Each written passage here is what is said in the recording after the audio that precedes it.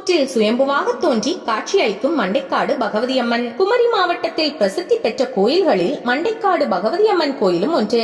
கேரள பெண் பக்தர்கள் துளசி மாலை அணிந்து 41 நாட்கள் விரதம் இருந்து இருமுடி கட்டி இக்கோவிலுக்கு வருவதால் பெண்களின் சபரிமலை என்று அழைக்கப்படுகிறது. பல நூற்றாண்டுகளுக்கு முன்பு அடர்ந்த காடாக இருந்தது இந்த பகுதி. சுற்றுப்புற கிராமங்களில் உள்ள மக்கள் தங்கள் ஆடு மாடுகளை இங்கு மேய்ச்சலுக்காக ஓட்டி வருவது வழக்கம். ஆட்டு மந்தைகளும் மாட்டு மந்தைகளும் இருந்ததால் மந்தை காடு என்று அழைக்கப்பட்டு நாளடைவில் மண்டைக்காடு என்று மருவியதாக கூறுகின்றனர். நோய்களை தீர்த்து வைத்தார். முற்காலத்தில் இந்த பகுதியை சேர்ந்த கிராமங்களில் கொள்ளை நோய்கள் பரவின. நோயை குணப்படுத்த போதிய மருத்துவ வசதி இல்லாததால் மக்கள் கடும் துன்பத்திற்கு உள்ளானார்கள். ஊரையே காலி செய்துவிட்டு செல்லும் நிலை ஏற்பட்டது. இந்நிலையில் ஒரு சாது மண்டைக்காடுக்கு வந்தார்.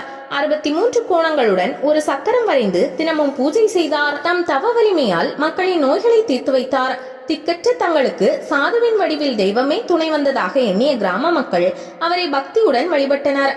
நீண்ட காலம் அங்கே தங்கியிருந்த சாது மக்களின் நோய்களை தீர்த்து வைத்ததுடன் சிறுவர்களை மகிழ்விக்க சித்து விளையாட்டுகளும் செய்து காட்டினார். சமாதியான சாது.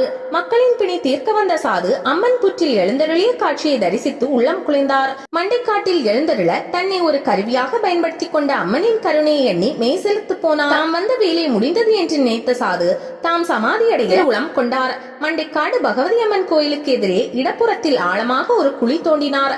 பின்னர் அங்கு விளையாடிக் கொண்டிருந்த சிறுவர்களை அழைத்து, நான் இந்த குழியில் தியானம் செய்ய போகிறேன். நான் தியானத்தில் ஆழ்ந்ததும் இந்த குழியை மண்ணால் மூடிவிட்டு மறுநாள் காலையில் வந்து பாருங்கள் என்று கூறினார். ஏற்கனவே பல சித்து விளையாட்டுகளை தங்களுக்கு செய்து காட்டியவர் என்பதால் இதுவும் அவருடைய சித்து விளையாட்டுகளில் ஒன்றாக இருக்கலாம் என்று நினைத்த சிறுவர்கள் சாது கூறியபடியே அவர் தியானத்தில் ஆழ்ந்ததும் மண்ணை கொட்டி குழியை நிரப்பினார். ஊருக்கு திரும்பிய சிறுவர்கள் நடந்ததை ஊர் மக்களிடம் தெரிவித்தனர். மறுநாள் காலையில் ஊர் மக்கள் அனைவரும் அங்கே சென்றனர். சிறுவர்கள் சுட்டிக்காட்டிய இடத்தில் மண்ணை தோண்டி பார்த்தபோது குழிக்குள் சாது தியானத்தில் ஆழ்ந்தது போல் இருந்தார். அவரிடம் எந்த ஒரு சலனமும் இல்லை.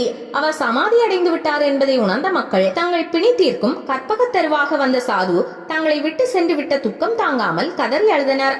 பின்னர் முன்போலவே மண்ணை கொட்டி குழியை மூடிவிட்டு கனத்த இதயத்துடன் தங்கள் வீடுகளுக்கு திரும்பினர். மண்டைக்காடு பகவதி அம்மன் கோவிலுக்கு எதிரில் இப்போது அமைந்திருக்கும் பைரவ சன்னதிதான் சாதுவின் சமாதி என்று கூறப்படுகிறது. மண்டைக்காடு பகவதிக்கும் சாதுவின் சமாதி பீடத்திலும் நைவேத்தியம் செய்கிறார்கள்.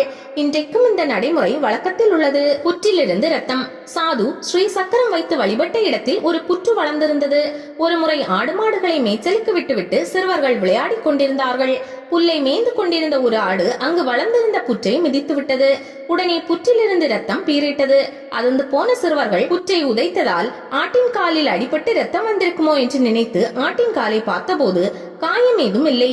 புற்றிலிருந்துதான் ரத்தம் வருகிறது என்பதை உறுதிப்படுத்திக் கொண்ட சிறுவர்கள் ஊர் பெரியவர்களிடம் சென்று கூறினார்கள். அவர்களும் புற்றிருந்த இடத்திற்கு வந்து சிறுவர்கள் கூறியது உண்மைதான் என்பதை புரிந்து கொண்டார்கள். மேலும் ஏதேனும் தெய்வ குற்றம் நிகழ்ந்து விட்டதோ என்று அச்சப்பட்டார்கள். தகவல் அரசருக்கும் தெரிய வந்தது. பரிவாரங்களுடன் வந்து பார்த்த மன்னரும் அதிர்ச்சி அடைந்தார்.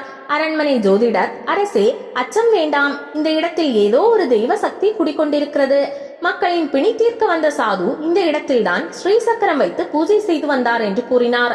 மறுநாள் காலையில் மேற்கொண்டு விசாரிக்கலாம் என்று முடிவு செய்த மன்னர் அரண்மனைக்கு திரும்பினார். பக்தர்கள் பரவசம். அன்றிரவு மன்னரின் கனவில் கோடி பௌர்ணமி நிலவின் பிரகாசத்துடன் காட்சி தந்த பகவதி அம்மன், குழந்தாய், அச்சம் வேண்டாம். இங்கு வாழும் மக்களின் துன்பங்களை போக்கி அவர்களை சுபிட்சமாக வாழ வைக்கவே நான் இங்கே குடிகொண்டுள்ளேன். இன்று முதல் என்னை நாடி வரும் பக்தர்களுக்கு அருள் புரிவேன். நான் குடிகொண்டுள்ள புற்றிலிருந்து வடியும் ரத்தம் நிற்க வேண்டுமானால் புற்றில் களபம், அதாவது அரைத்த சந்தனம் சாத்தி வழிபட வேண்டும் என்று கூறி மறைந்தார். கனவில் பகவதி அம்மனை தரிசித்த சிலிப்புடன் உறக்கத்திலிருந்து விழித்த மன்னர் பக்தி பரவசம் மேலிட்டவராக பொழுது விடுவதற்கு காத்திருந்தார். மந்திரிகள் அரண்மனை ஜோதிடர்களை அழைத்துக் கொண்டு மண்டைக்காடு வந்து புற்றின் முன்பு சாஷ்டாங்கமாக நமஸ்காரம் செய்தார். பின்னர் பகவதி அம்மன் கனவில் கூறியது போல் புற்றில் சந்தனம் சாத்தி வழிபட்டார். மன்னர் களபம் சாத்தி வழிபட்டதும் புற்றில் ரத்தம் வடிவது நின்றது. பகவதி அம்மன் தன் கனவில் தோன்றியதையும் புற்றில் பகவதி தேவி குடியிருப்பதையும் மன்னர் மக்களுக்கு விளக்கி சொன்னார். இந்த இடம் புனித தலம் என்றும் இங்கு தினமும் பூஜை மற்றும் வழிபாடு நடத்த வேண்டும் என்றும் மன்னர் உத்தரவிட்டார். அதன் பிறகு புற்றை சுற்றிலும் ஓலை வேயப்பட்டு நித்தமும் விளக்கேற்றி வழிபாடு நடத்தப்பட்டது. இத்தகைய வரலாற்று சிறப்புமிக்க கோவிலில் 1,70,00,000 திருக்கோவில் நிதி மற்றும் உபயதாரர்கள் மூலம் திருப்பணி முடிக்கப்பட்டு நாளை ஞாயிற்றுக்கிழமை கும்பாபிஷேகம் நடைபெற உள்ளது.